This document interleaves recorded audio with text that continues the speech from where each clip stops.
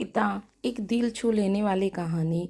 जब मैं घर से गुस्से में बढ़ाते हुए निकल आया था और बस स्टैंड की तरफ आगे बढ़ने लगा, मैं मन ही मन बड़बड़ा रहा था।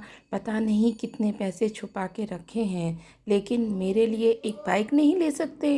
अब मैं यहाँ से चला जाऊँगा और तब तक वापस नहीं आऊँगा जब तक मैं खुद के पैसों से बाइक नहीं ले लेता। इतना सोच ही रहा था, तभी मेरे पैरों में मुझे कुछ चुभने का एहसास हुआ। नीचे देखा तो समझ आया मैं जल्दबाजी में पापा के जूते पहन आया हूँ। उन जूतों में कील उभरी हुई थी जो मेरे पैरों में बार बार घाव किए जा रही थी। लेकिन उस समय गुस्सा अधिक था, तो मैं बड़बड़ाते हुए आगे बढ़ गया। एकाएक मुझे याद आया कि मैं पापा का पर्स भी साथ ले आया हूँ। मेरे खुराफाती दिमाग में एक ख्याल आया, क्यों न आज पापा का पर्स चेक किया जाए, जिसे आज तक उन्होंने किसी के हाथ तक नहीं लगाने दिया था। पता नहीं कौन सा खजाना छुपा है इस पर्स में, जो किसी के हाथ नहीं लगने देते थे। जब मैंने पापा का वह पुराना पर्स खोला, देखा तो पैसे तो नहीं मिले, लेकिन पैसों की जगह एक डायरी रखी हुई थी। तब मैंने सोचा, ओहो, तो यहाँ खजाना छुपा रखा है।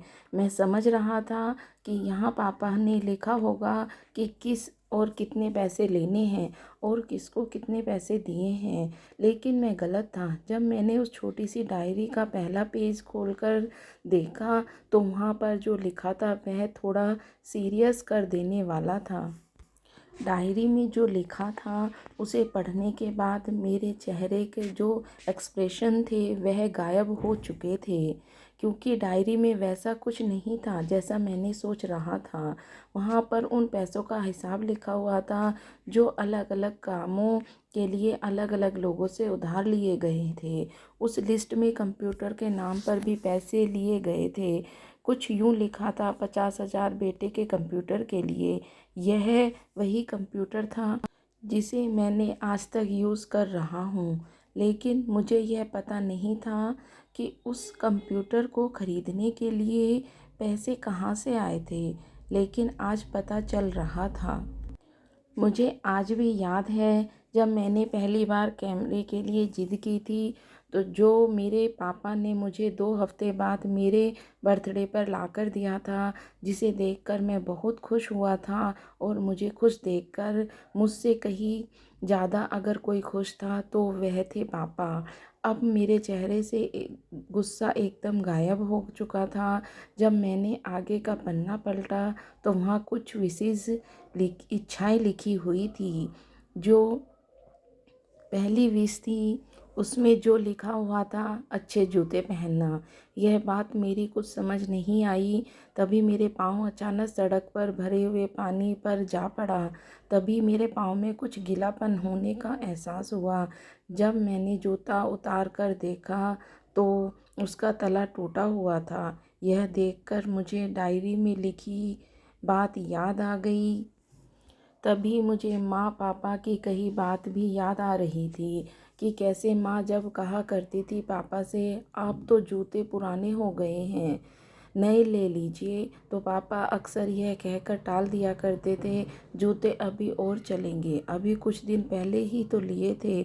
मुझे आज समझ आ रहा था कि कितने दिन और चलेंगे। साथ ही यह भी समझ आ रहा था कि पापा के पर्स को क्यों चुरा लाया था। तभी उस डायरी में पढ़ते हुए बस स्टैंड पर पड़ी बेंच पर आकर बैठ गया।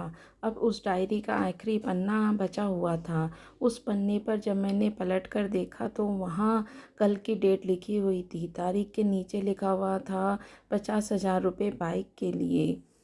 बस इतना पढ़ा और दिमाग सन्न रह गया। अब मेरे मन में कोई सिकवा गिला नहीं बचा था, बस मेरी आंखों में आंसू चल रहे थे। मुझे आज तक नहीं पता कि मैं क्यों रोई जा रहा था। जब मैं जल्दी से घर की तरफ भागा, लेकिन जूतों की वह कील पाँव में अब तक वो घाव बनाने में कामयाब हो चुकी थी। मैंने जूते को रास्ते में ही निकाल कर फेंक दिया और भागते लड़खड़ाते हुए घर जा पहुंचा। लेकिन पापा घर पर नहीं थे। मैं समझ गया वे कहाँ थे। मैं सीधा पास वाली बाइक एजेंसी की तरफ भागा। पता नहीं आज कहाँ से इतनी ताकत आ गई थी कि मैं भागते हुए नहीं थक रहा था, वह भी बिना जूतों के। जैसे तैसे मैं बाइक की एजेंसी पहुंचा। पापा वहीं थे। मैंने पापा को दौड़कर गले लगा लिया और मेरी आंखों में आंसू रुकने का नाम नहीं ले रहे थे। पापा को समझ नहीं आ पा रहे थे आखिर क्यों, क्या हो रहा है, क्यों रो रहा हूँ। मैंने पापा से कहा, पापा मुझे मोटरसाइकिल नहीं चाहिए, आप अपने लिए जूते ले लीजिए।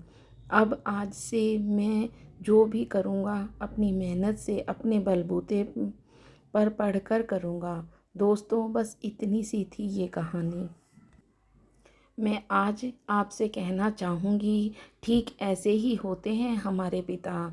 हम अक्सर देखते हैं कि हम अपनी माँ से हर बात शेयर करते हैं और माँ भी इसके बदले में हमें बहुत प्यार देती है। लेकिन एक शख्स ऐसा भी होता है जो हमें छुपकर प्यार करता है, वह होते हैं हमारे पिता।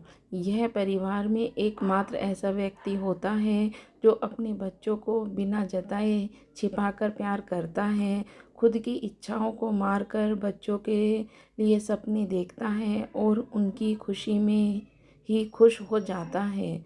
मुझे नहीं पता कि आप अपने पेरेंट्स की इज्जत करते हो या नहीं, लेकिन अगर आपके पास पेरेंट्स हैं तो आप बहुत खुश नसीब हो, क्योंकि इस दुनिया में बहुत से लोगों को तो पेरेंट्स का प्यार भी नहीं नसीब होता।